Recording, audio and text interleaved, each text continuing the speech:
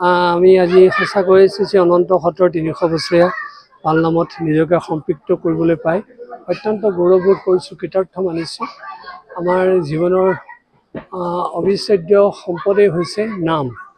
ন নাদেন বিনা জ্ঞানম, ন নাদেন বিনা শিৱম, নাদৰূপম পৰম জ্যোতি, নাদৰূপী স্বয়ং হৰি।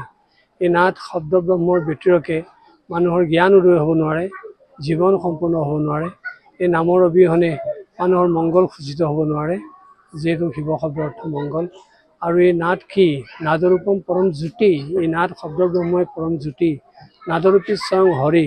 সেই নাদ শব্দ ব্ৰহ্মই স্বয়ং হৰি। সেই নামীৰ মাজত অৰ্থাৎ হৰি আৰু নামৰ মাজত পাৰ্থক্য নাই। য'তে নাম থাকে তাতে হৰি থাকে।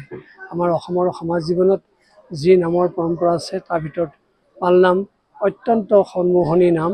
আৰু যি নাম চাবলৈ গ'লে কোনো বৰ্ণাঢ্য পৰিৱেশত অনুষ্ঠিত নোহোৱাকৈ সকলোৰে হৃদয় স্পৰ্শ কৰিব পাৰে। জ্যোতি পেলাই পেলাই যি নাম গায়, সেই নামৰ তাৎপৰ্য আছে। আৰু নাম বিশেষকৈ নৱদা ভক্তিৰ মাজৰ শ্ৰৱণ, কীৰ্তন আৰু স্মৰণ ভক্তিৰ সমাহাৰ। কাৰণ নাম গাইছে কীৰ্তন, শুনিছে শ্ৰৱণ। এই যে জ্যোতি পেলাইছে সেইটোৱে স্মৰণ। সেইটো তামোল খাবলৈ কোৱা নাই, কথা পাতিবলৈ কোৱা নাই, গতিকে সেইখিনি সময় যে ৰৈ দিছে সেইটো স্মৰণ। গতিকে এই তিনিটা ভক্তিৰ সমাহাৰ হৈছে পালনাম। আৰু এই পালনামত আমি ভাষণত কৈছোঁ, কোনো বাদ্যযন্ত্ৰ ব্যৱহাৰ কৰা নহয়, হাত চাপৰিও ব্যৱহাৰ কৰা নহয়, যিটো আমাৰ নিবিড় প্ৰসংগৰ অন্তৰ্ভুক্ত। আৰু এই নিবিড় চিত্ৰেৰে গোৱা নামে সকলোকে হৃদয় স্পৰ্শ কৰিব পাৰে। আৰু আমাৰ জনজীৱনৰ যিটো লক্ষ্যৰ উদ্দেশ্য, সেই নামে আমাক পথৰ সন্ধান দিব পাৰে। শ্ৰী অনন্ত সত্ৰই এই ৩০০ বছৰ ধৰি এই পালনামৰ মাহাত্ম্যৰে যি অনুষ্ঠান এনেকৈ সম্পাদিত কৰি আহিছে আৰু ৩০০ বছৰীয়া উৎসৱ উদযাপিত কৰিছে, আমি ভাবোঁ সমাজ জীৱনত ইয়াৰ প্ৰভাৱ পৰিব। আৰু এই অঞ্চলৰ লোকসকল যে আধ্যাত্মিক ভাৱাপন্ন, এই ৩০০ বছৰ অনুষ্ঠানটোৱে সেই কথা প্ৰমাণ কৰিছে। আমি ভাবোঁ তেওঁলোক আৰু দৃঢ়মনা হওক।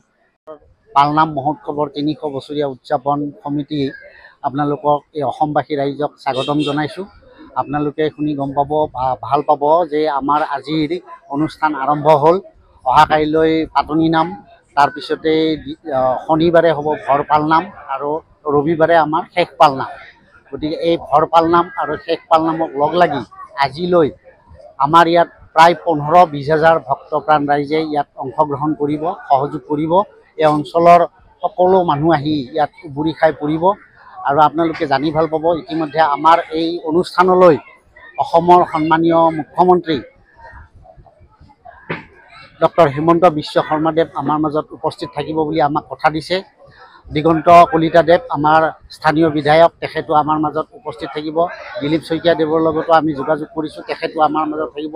ইতিমধ্যে আপোনালোকে জানে, আমাৰ কমলপুৰ সমষ্টিৰ তেখেত ল'ৰা, কিন্তু ৰঙিয়াৰ বিধায়ক ভৱেশ কলিতা দা আমাৰ দাদাস্বৰূপ, তেখেতো আমাৰ লগত উপস্থিত থাকিব। আৰু এই অনুষ্ঠানটোৰ বিশেষত্ব এইখিনিয়ে, আমি এই বছৰ ৩০০ বছৰ উপলক্ষে ৩০০যোৰ ভোৰ তাল ইয়াত প্ৰদৰ্শন কৰিব বিচাৰিছোঁ। কিমান দূৰ সফল হওঁ আমি নাজানো, গতিকে ভগৱন্তৰ কৃপা লাগিব। তাৰপিছতে আমি অহা ৰবিবাৰলৈ এটা শোভাযাত্ৰা থাকিব। সেই শোভাযাত্ৰাত উদ্বোধন কৰিব যুৱ সাংবাদিক আপোনালোকৰ বন্ধু এঞ্জেলা চাংমাই।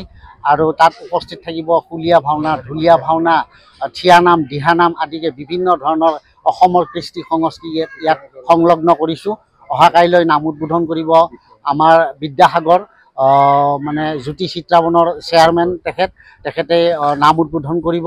গতিকে আপোনালোকৰ এই চেনেলৰ জৰিয়তে অসমৰ সমূহ ভক্তপ্ৰাণ ৰাইজক ইয়ালৈ আমি আহ্বান জনাইছোঁ।